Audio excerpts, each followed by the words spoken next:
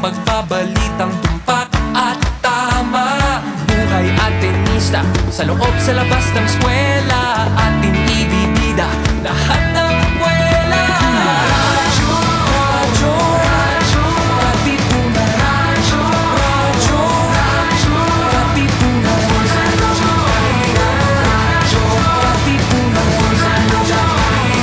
Radyo, Katipunan. Kawal ni Ignacio, Katipunero, sugod, todo sa kayod, dunong at tulog. Lipat na Blue Eagle, kaning giting nagigil. Blue and white, one big fight. Radyo, radyo, radyo, Katipunan. Radyo, radyo, radyo, Katipunan. Radyo, Katipunan. Radyo,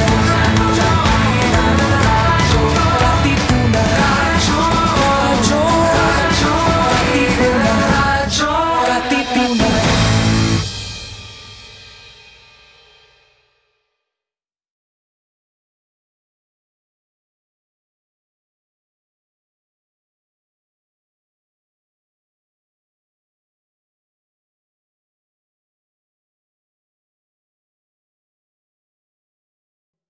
Three o'clock prayer.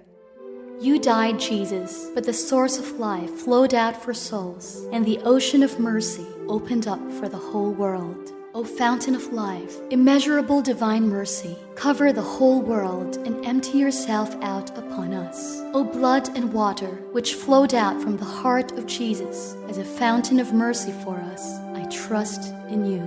Holy God, holy mighty one, holy immortal one, have mercy on us and the whole world. Holy God, holy mighty one, holy immortal one, have mercy on us and the whole world.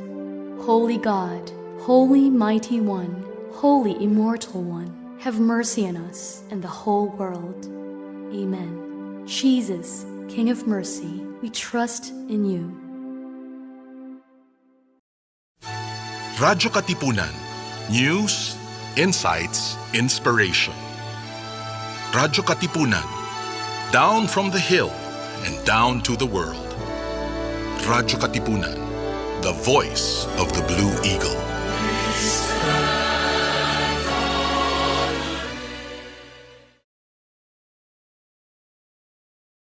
Christmas to me is God's love, Jesus becoming man.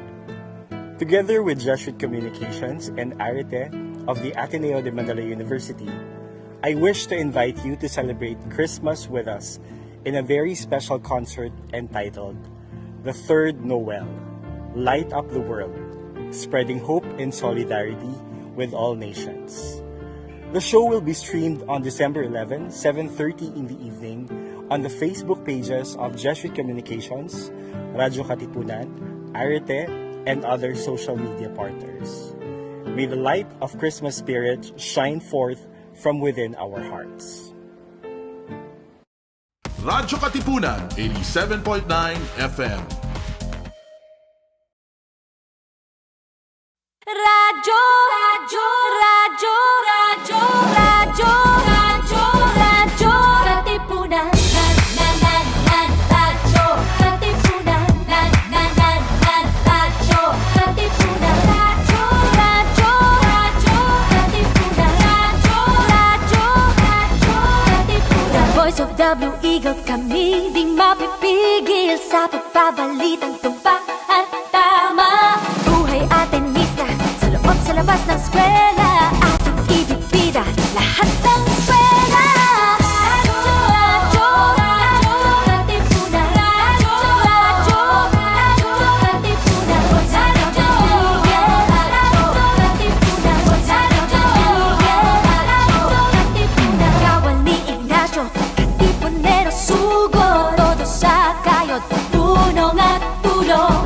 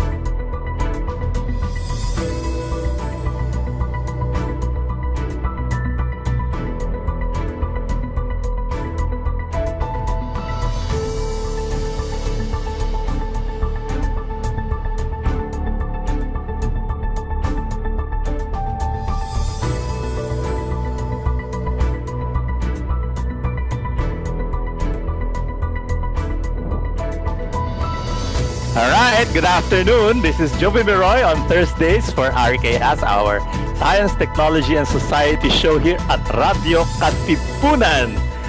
My gosh, I think we had some technical problems, but Dr. Ong is here with us right now from University of the Philippines. Congratulations on the new ranking of UP. It seems to be unstoppable. You seem to have a no fail policy. Which are you? Yeah. Oh, hey, good afternoon, everybody. Yes, the Board of Regents has recently given us a memo saying that UP will have a no fail status. So, but it doesn't mean that it's a free ride. Of course, their grade could either be a 3 up to a 1. How does If you're that go? vying for No fail, Latin but honors, it's not gotta a- work for it, Ah, man. you- All right. So there's Ben. So apparently, hi Ben. We were Hello. just talking about the new policy, no fail policy. How does that go? Huh? No fail. We can assume that some of our listeners are from UP as well. So you want to? Are you in the Manila Bay? Hindi, bumalik na. I just came from an important thing to pushing papers. Oh, So yeah. how does the no fail policy work? Or you can only disclose so much. Hindi, the point is there's What is the no fail policy? there was a precedent at the end of the semester, the school year last year, di ba? Because the half of the school year was di ba, last year, yung second sem, di ba?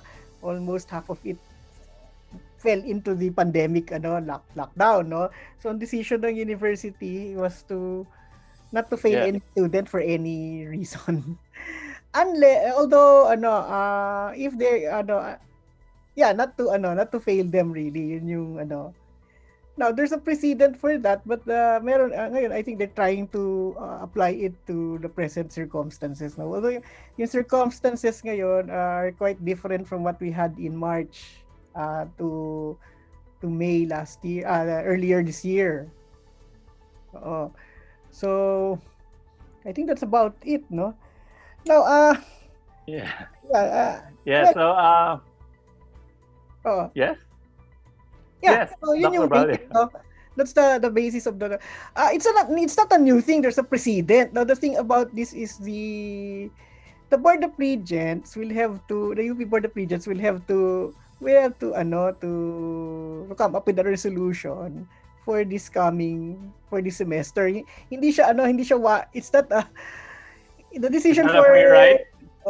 the decision for the end of academic year last year was specific for that. So the BOR has to decide. And I think they decided na wala ngang no fail policy. No fail. Oo. But it doesn't mean that the classes will stop and No, the semester will go on as scheduled. That's it, no? And there's a lot of wiggle room for the teachers to determine kung what type of grade will they give. So I'm waiting for the other guidelines kasi. So you will not be able to exercise your terroristic instrument. Hindi, kasi at the start of this pandemic semester, I already set yung mga expectations, no? And the only way that they can fail it is if they don't really do anything, no? And All right. they're So they doing- still have to do the work, except that maybe they can relax a bit. They don't have Yeah, to. but because nawalan tayo ng 2 weeks, di ba? Because of these things, the typhoon and the the break. So some of the learning deliverables, we had to agree na hindi na gagawin kasi they don't have time to Right. do it anymore. Apparently, it's Oo. also very difficult for graduate students. Yeah, the story about graduate students is different kasi especially those entering the master's program, no, they have to learn a new new competencies, and The that's the methods of problem. research. Yeah. Oo. All right. So we just wanted to mention that because maybe some of our viewers, we can assume that some of our viewers are your constituency. So we have COVID updates from Butch. All right. Let me just share my screen here. Okay, there it is. Oops. All right. So, good afternoon, everybody. So, I'm going to deliver to you the latest report from the Okta Research Group. Fresh from the press. Actually, I just received this email, although it's November 25 here. I just received this update yesterday, and it was submitted yesterday to the press. So, let's go through it, no? So we have a total, the total number of cases since we began counting is 421,700 plus. So almost half a million have been infected since we started counting the number of cases. The active cases is around 26,000. That's 6%. Recovered cases 386,000, and of course this will rise. No. The number of deaths is still at 2%, at 8,100. Now, let's go straight to the point here. Let's go talk about the daily new cases. The daily new cases has plateaued, right? So from as high as 2,000 cases per day, we're down to around 1,500 to 1,700 cases per day. However, this might change when the data from the disaster-stricken areas such as Cagayan, parts of NCR, Bicol, once they come in, right, these numbers might change, no?